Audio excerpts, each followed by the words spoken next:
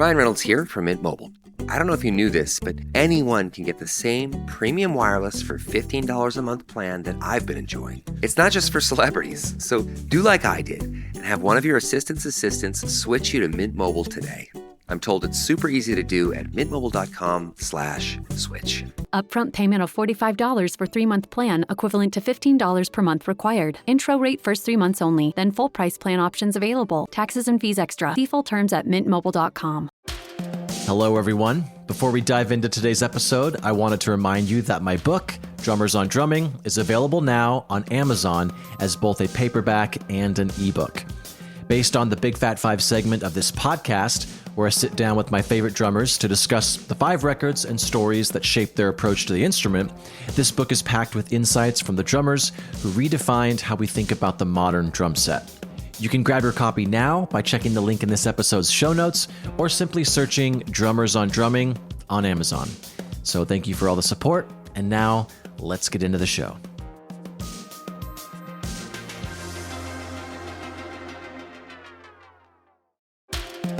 What is up? Welcome back to Drummers on Drumming, a podcast powered by Big Fat Snare Drum. My name is Ben Hilsinger, and we're back with another installment of The Drum Panel. This week I have one of my favorite people and trusty co-hosts, Eric Urrea, and Kris Mazzarisi, the owner and founder of Big Fat Snare Drum.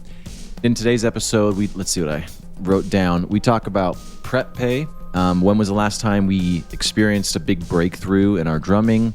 Easy drum hacks that go a long way, or easy drum tricks that go a long way, whether it's in the studio, live, or just drummer to drummer showing off.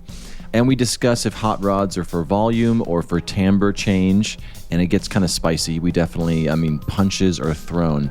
And then finally, is traditional grip pointless? I bet one of us is going to have the opinion you have. So I love you, and here we go. Bye. Cheers. Bye. See ya. Prep pay. I'm not sure if we've talked about it on the show before, but can you guys think of any reason why it's not just the industry standard? I can't think of a single reason why it wouldn't be industry standard. To me, I feel like the way I do it is I sort of structure it into what the overall pay is. Like, if it's my first time working with an artist, I'll tell them that, like, the first gig's going to be a little bit more, maybe, but then from then out, it's going to be a little less, depending on, whatever factors, driving, travel, all that fun stuff. So you actually will say the first gig's more. Like, if it's a one-off, you would charge considerably more than if it's an artist you're going to start playing with for a while?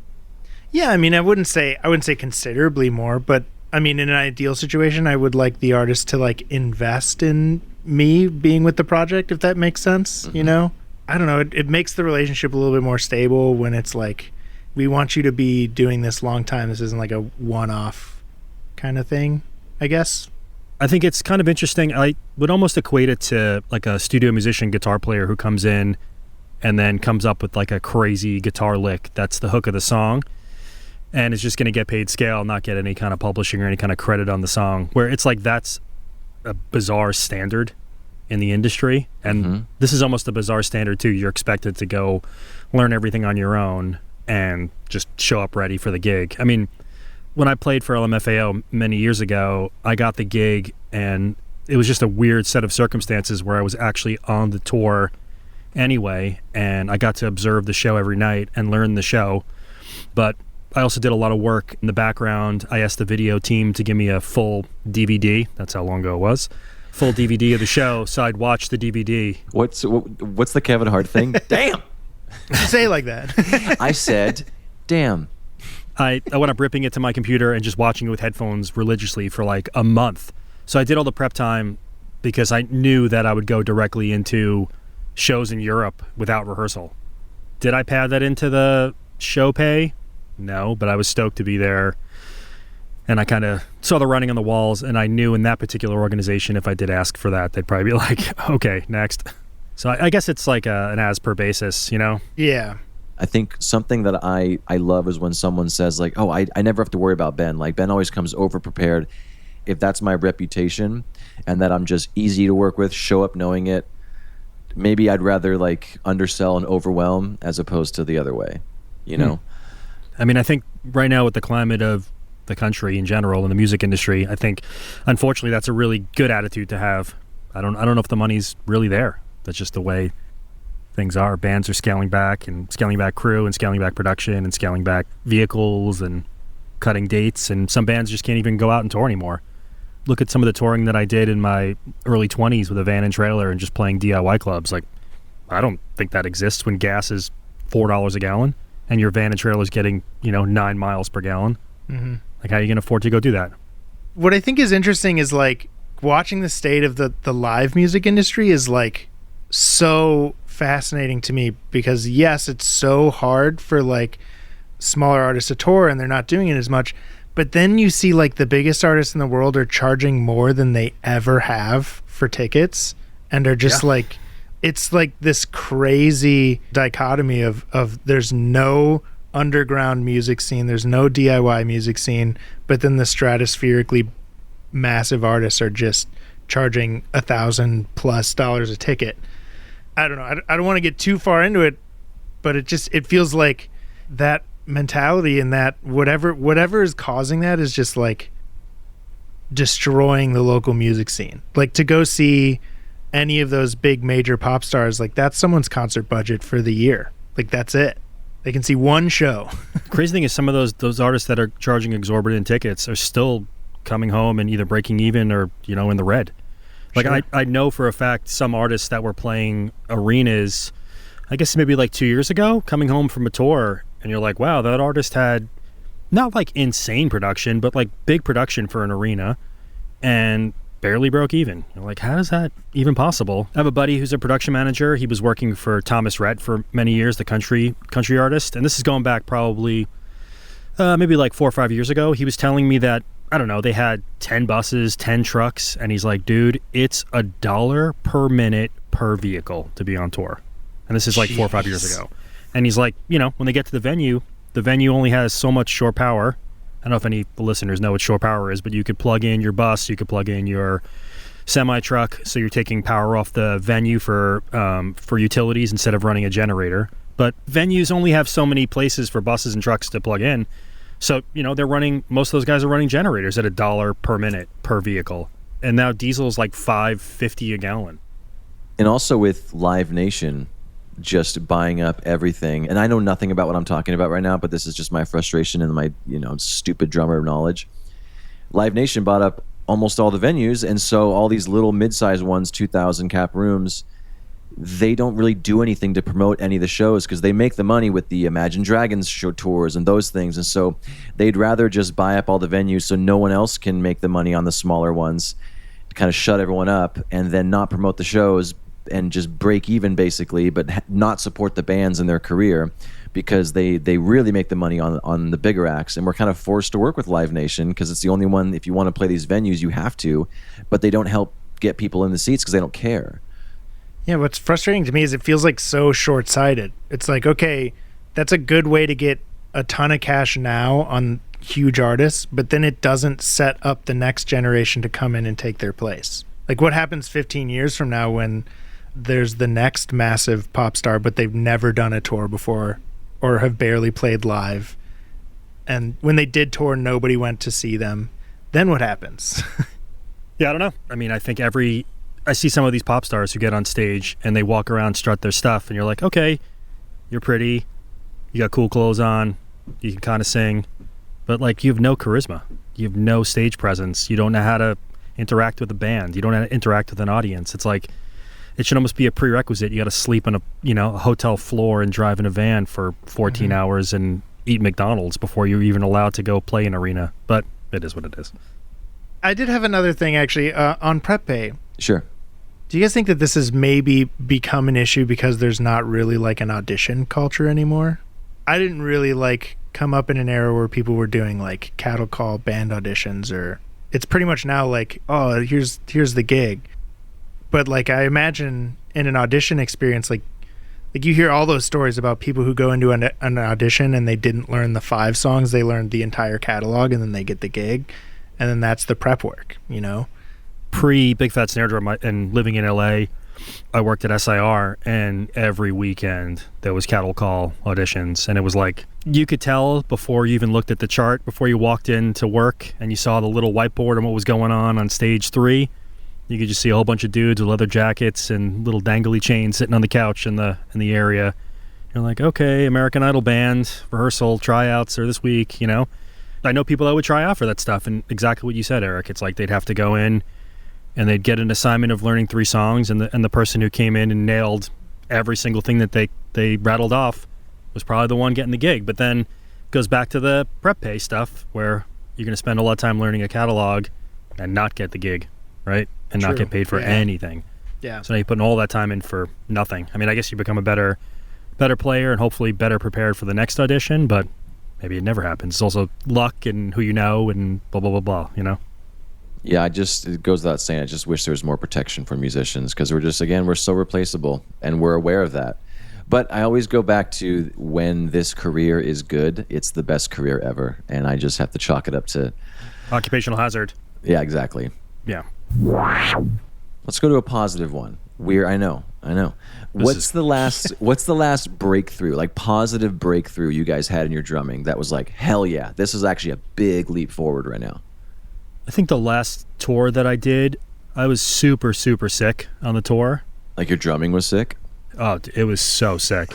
No, I was actually really, really sick. But I think the one thing that I took away from the tour was just really working on my posture and making sure I had my shoulders back and concentrating on how hard I hit and just having less stress in my muscles and less stress in my hands. And I think I had better shows.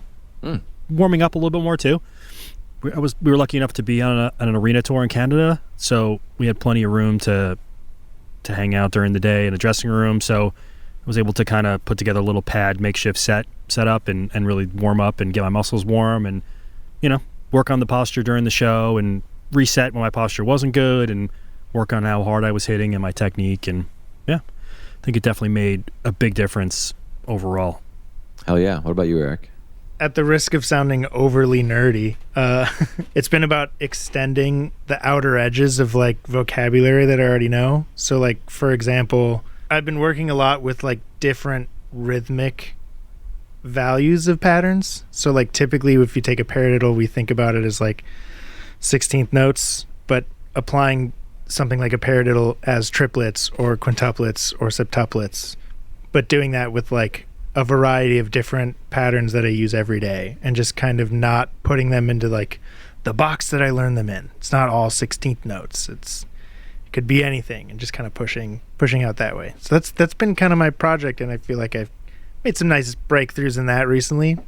You work on paradiddles and quintuplets? Yes. I guess I was don't even gonna know what any of try that stuff means, let alone how to play it. Does it ever feel like you're a marketing professional just speaking into the void? But with LinkedIn ads, you can know you're reaching the right decision makers, a network of 130 million of them, in fact. You can even target buyers by job title, industry, company, seniority, skills, and, did I say job title? See how you can avoid the void and reach the right buyers with LinkedIn ads. Spend $250 on your first campaign and get a free $250 credit for the next one. Get started at linkedin.com/campaign. Terms and conditions apply. What do you guys think is some of the most effective easy drum things you can do? Would like showboating be in that category? Absolutely. But Okay. What specifically would you say that is? I think just being something that's entertaining for the crowd to watch. I think this is pretty mean to say, but I think 99% of people in the audience don't really know technique and don't really care about technique. They want you to look cool and play hard and smile and do something funny and pick your nose and have your drum set look cool and go on fire. I don't know. Have paint all over it. I don't know. But the thing is, I wouldn't necessarily consider that easy. I think you'd be surprised how you think you're really rocking out. And I mean, it's happened to me. And then you look at videos and you're like, ding, ding, ding, yeah, ding, exactly. ding, ding. Yeah. I think people should, if you're going to be a performer, practice in front of a mirror. That's great. Yeah, I was even going to do an easier step one into that, and that's just to look at the audience. That's like, I think, such a weirdly overlooked thing that drummers just don't do a lot of times. They're always like head down, staring at their snare drum or their hi-hat. But to like look around at your bandmates and look at your audience is like such an easy way to make yourself instantly more visually engaging. Putting your energy out there instead of kind of containing it. It's funny, we had Chance a few months ago was on, and we were talking about how I can't look at people in the eyes because it gets, because when I'm playing drums, it's the most intimate thing I do, and so I don't really filter myself and how I look and act and just emote myself. Sounds lame to say that, but when I make eye contact with someone, when I'm in that mode, it's really intense, and it's like they're either really creeped out or they're really turned on, and either of those in the middle of a show, I don't want to have that in my head. I've spoken about it before on this podcast where during the live show I do I don't know, it's stupid, but I do like kind of a very stiff, almost like it's a robotic. It's not stupid. Well, okay, but it's so awesome. What I do also too, like I only kind of do it on headlining shows. I wouldn't do it as an opener, but I'll focus on somebody in the front row and just completely dead eye stare at them for like a very, very long time. So you're a on sociopath. But and then I'll laugh. Then I'll just stare at them with my mouth open and just laugh. Like and then ha ha ha. No. Yeah. I'll do it like if we're having a good show and I'm just in the zone. I'll do like 3 or 4 people during the show and I'll just stare at them.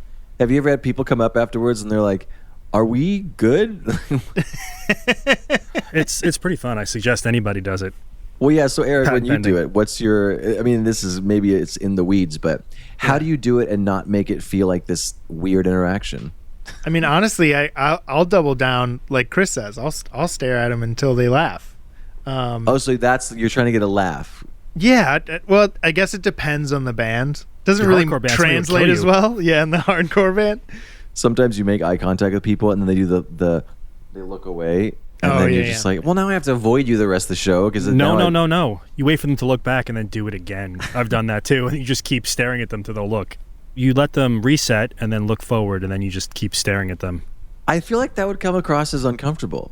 No, that's funny. I also do a thing too with my brother. He'll turn around during the show, and I do my best Max Weinberg face also. What's the Max Weinberg face? I can't do it. Nobody's going to see this. I can't do it. I can't Well, I visually can see explain it. I'm not doing it. I need it. This just in, me and Eric are not enough. We Anyways, do go ahead. E Street Band. He'll do the Bruce move, and I'll do the Max Weinberg face. And we'll be touring in 2027. You can come. I'll give you maybe one free ticket. 2027. That's so far. Yeah, I will say that in smaller shows, Ben, to your credit, sometimes I will look out over the audience. That's a good one, too. I see. So it looks like I'm looking at somebody. Yeah, but you pull a Mark Normand. Comedy. Yeah, I would say for me, it's probably, the Bonham triplet is, and this is more so, I guess, maybe aimed at beginner drummers, but like the Bonham drum fill, just change the voicing around. You can disguise it so much. You can go back between kick right left or right left kick, and then move it around the snare, like the kit, and just move the left hand between the snare and the tom. It's so simple to make that not obviously a decka boom, decka boom, decka boom, decka boom, decka boom, and it gets the job done. I've never had a band where that's my trash can ending, and they're not just like hell yeah, you know. Yeah, that's a good point to the ending. Yeah. A good easy thing is playing less is more for sure. Flams Thank God that's on a thing. 4. What? Thank God that's a thing because I can't really play drums, so the least I could do, the best I am. Oh, I mean, my entire brand is me talking about how like, I like being tasteful. It's because I can't play good. Going back to what I've said on every podcast, I do like a robot character when we play the shows, and I think that takes me out of my brain and lets me just relax and have fun. But I think it's a fun thing for people to kind of discover from the audience. You'll see, like, while you're playing, somebody will nudge somebody in the back and be like, look, what is this guy doing? You know, I'll raise the stick up like super high and just very robotic and very stiff. Do you make eye contact with someone while you're doing the robot? I do. Usually it's like a bro in the back, like hitting his other bro, but it's okay. That's pretty funny. And then they laugh, I laugh. I don't know. I had a gig yesterday, super low volume, kind of church kind of gig, and they asked me to play with rods because it's quiet. And my biggest pet peeve is that rods are not for playing quiet. They're for timbre changes. I feel like people don't work on playing softly with sticks. That's my pet peeve. I need to just get it off my chest. It drives me crazy. I never thought about that. Yeah, you're I right. think I might disagree with you. Yeah. Oh. Okay. I think that there is something to do. Sound is not only in the stick. Sound is in the movements that you make, and your feel is in the movements that you make. Because for me, a lot of times drumming is motion. And so with hot rods, I don't love the sound. Of course, I would say a backbeat on the cymbals I don't mind as much, but a backbeat on a hot rod is just so not satisfying.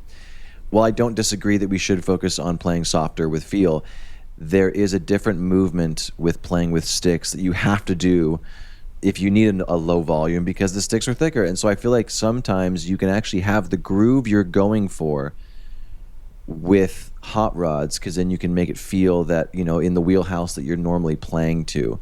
I think we should know how to play soft, because I think that that's a tone and that's an artistic decision. But sometimes if it's like you're just playing Piano Man at a wedding and they just need you to just groove, but they want you to be quieter, I'm not going to die on the hill to be like, well, no, I want to play sticks. I'd be like, all right, I can groove the same way, but it's just quieter now.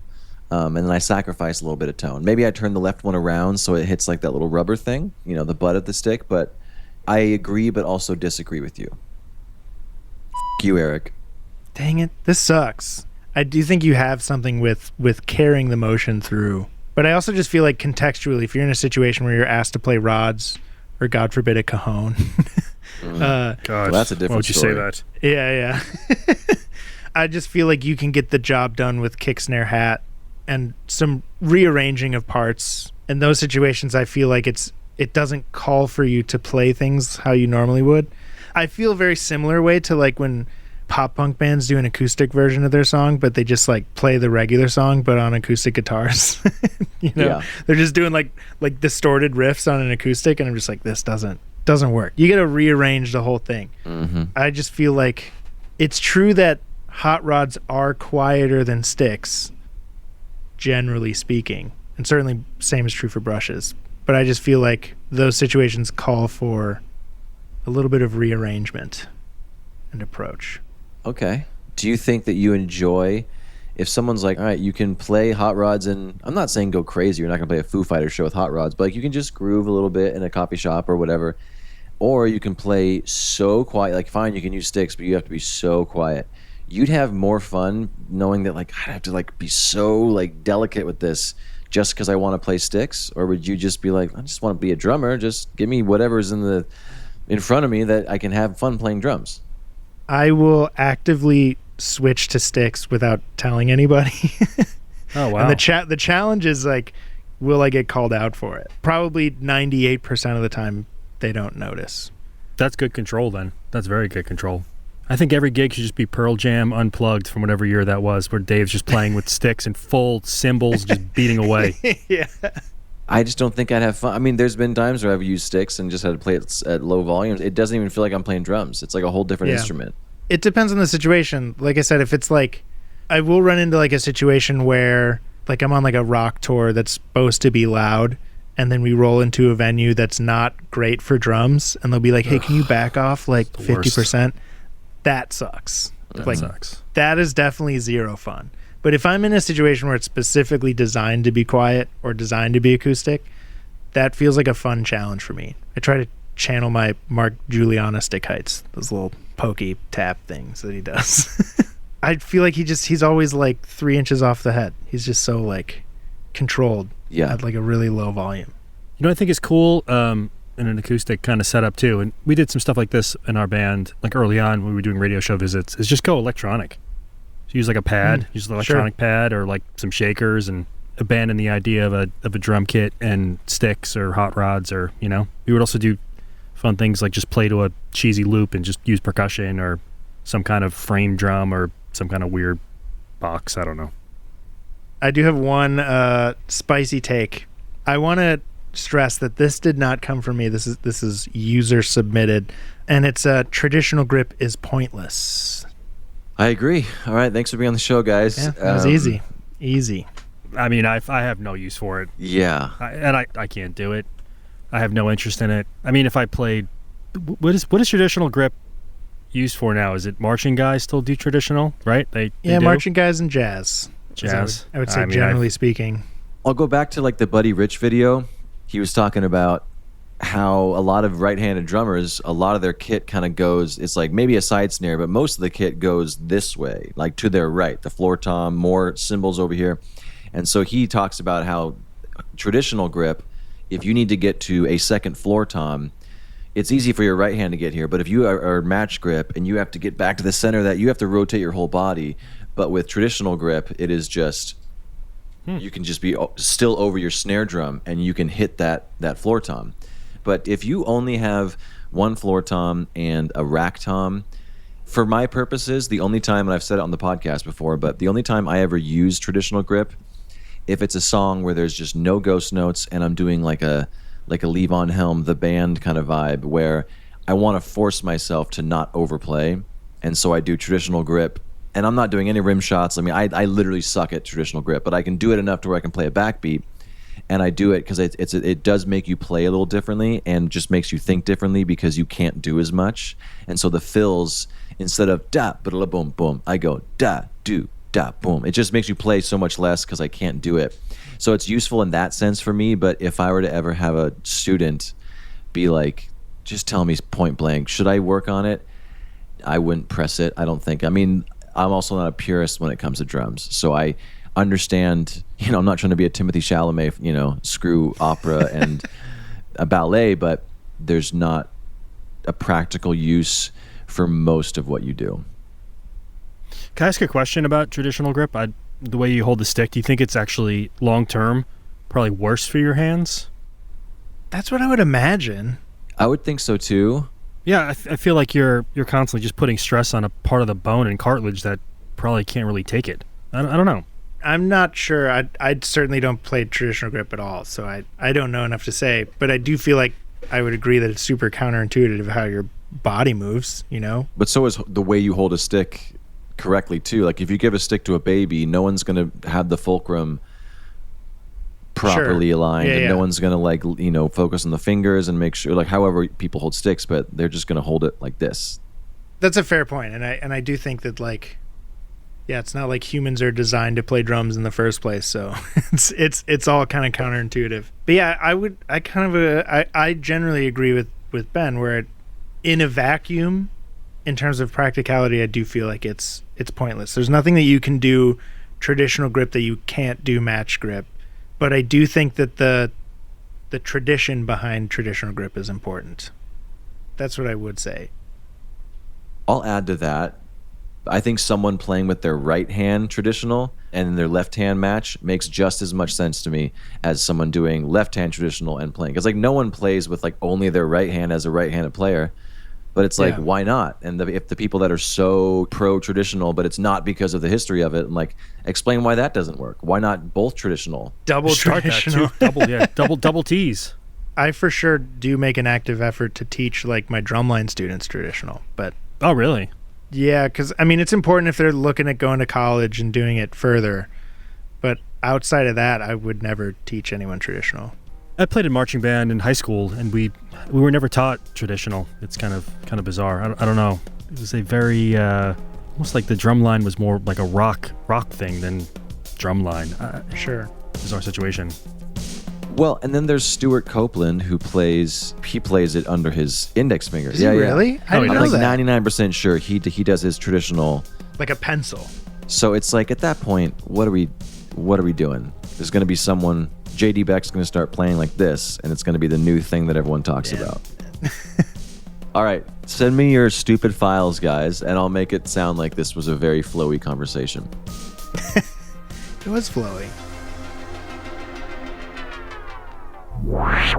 And that's the show. If you're listening on a platform that allows ratings and reviews, do that. It helps more people find the show, so it'll get bigger and better, and hopefully I'll have a chance to sell out one day. But you'll be an OG listener that can brag to all your friends. Anyways, why don't you go and check us out at bigfatsnaredrum.com and follow us on all the socials. Just search for Big Fat Snare Drum, and you will find us. The show is edited in part using Isotope RX Audio Editor. It's amazing, so go check that out at isotope.com. And thanks again to Gunnar Olsen for the theme music. Bye!